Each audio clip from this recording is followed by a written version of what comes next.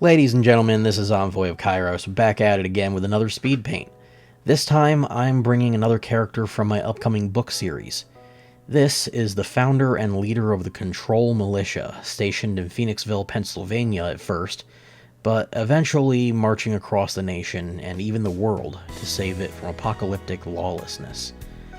But before all that, Mason was, well, the kind of character I actually never saw myself writing about until I started expanding on him and realized just how perfect it was. He comes from a quiet, reserved family, save for his father, who's a bit of a nasty drunk, an angry and hypocritical Catholic, and a former U.S. Army corporal. Mason was raised under his boot, compartmentalizing his life and personality to get by. When out of the house, he was best friends with my main character, Scott, and a girl you have yet to meet, Brooklyn. They were inseparable. But he always ended up taking the role of the method to Scott's madness, running with his ideas just to find a little freedom he so desperately needed. Brooklyn would then be the voice of reason to throw away the worst ideas and temper the ones she couldn't stop. Scott was the only one who could bring that kind of spontaneity and motivation to his life. Brooklyn opened his mind to possibilities his father had gone out of his way to hide from him or demonize. He was always quite the intellectual.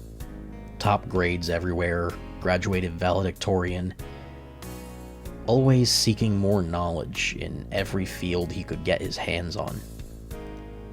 His compartmentalization made learning it almost too easy for him. He'd simply put aside the parts of himself and his life that would distract him and dove into his studies. This, thankfully, didn't bother his father. If he was being quiet, he didn't care. And Mason was fine with that, for a time. Eventually, when the time came for him to escape his father's abuse at 18, he chose the military, with the intention of hopefully using what his father taught him to excel and possibly outrank him. He breezed through boot camp with perfect obedience. His first and only tour in Iran got him a soldier's medal for saving his comrades from an ambush attempt by keeping his head up to turn the jeep around and bail, while being fired at. He took a bullet to his right shoulder in the conflict and received a Purple Heart for it. They tried to cut him off as he turned around, and he did what he had to do.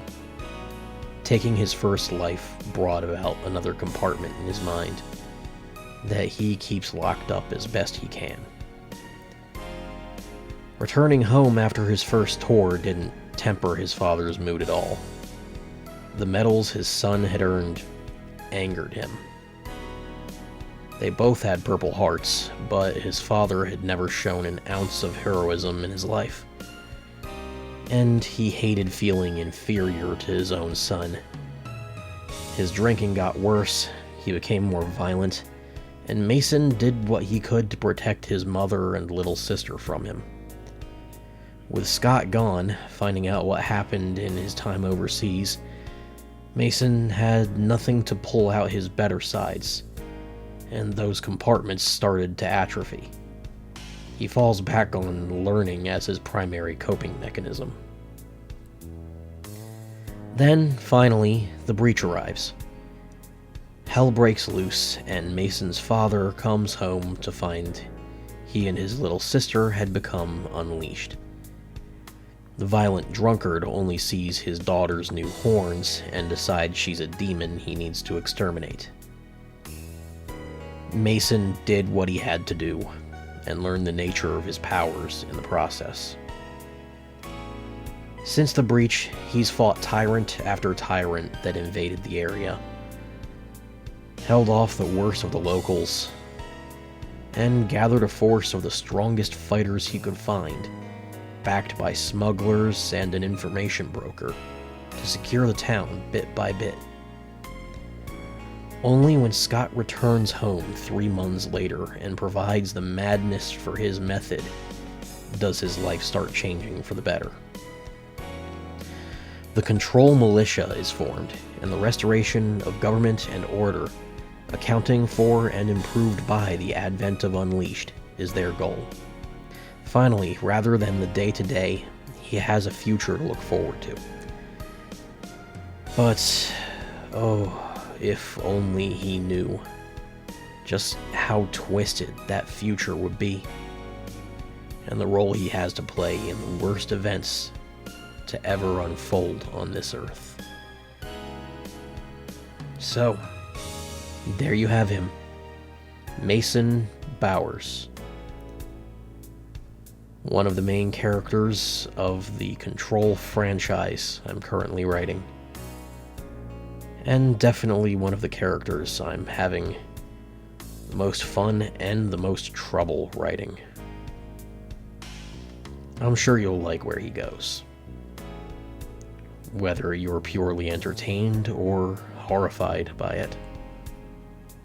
Hey, thanks for watching, guys. If you enjoyed the video, then be sure to leave a like, comment, and subscribe.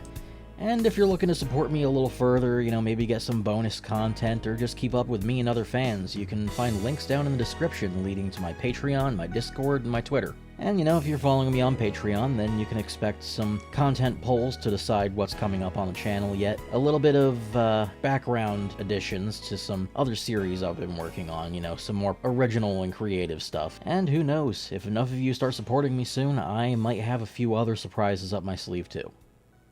Again, thanks for watching, and I hope to see you all again on the next video.